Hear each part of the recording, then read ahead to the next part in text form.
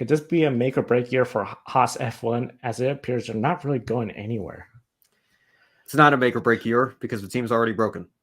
I mean, that's where Haas is right now. I mean, you can't make it up. And this was what was so frustrating to me. Joe, you brought up the point of the team that F1 says is good enough to be on the grid while we can't get Andretti. Toto Wolff and Christian Horner being opposed to Andretti, whatever. Those guys have earned the right to speak their minds and have their opinions on things going on in this sport. Gunther Steiner was in the exact position that Andretti Global is currently in just 10 years ago. He was trying to be not just the 11th team, the 12th team, because Caterham was still racing in 2014, and then they went into administration. Haas ended up coming in 2016 as the 11th team. They should have been the 12th team if Caterham had been able to survive. And then Manor goes away.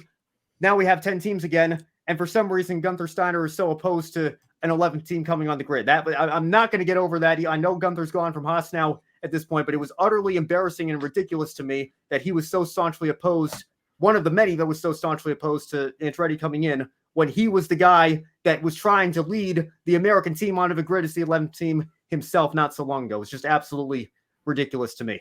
But in terms of Haas, I think Will Buxton put it perfectly. Full disclosure, I haven't watched Drive to Survive since season 2, but I saw the memes come up this week. He was right on the money.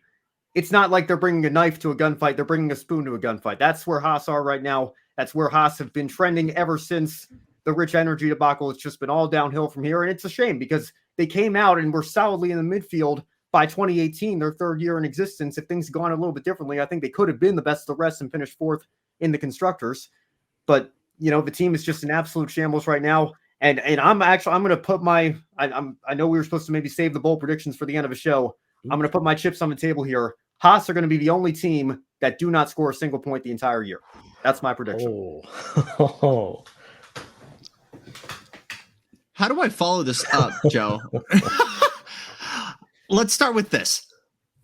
I think we got to give Komatsu the benefit of the doubt here because he's been thrown in a very difficult position of being handed the keys to this sinking ship. Steiner ship, pun kind of intended there. But I think that, again, going off of what Ben said, this is a team that has had so much highlights in its almost a decade-long career now. How weird is that to say? But we really have seen this team in this kind of new big boy era kind of run itself into the grid, into the tail end of the grid, I should say. And I think there does need to be a serious change of how things are ran internally and how they're really approaching how we run this thing.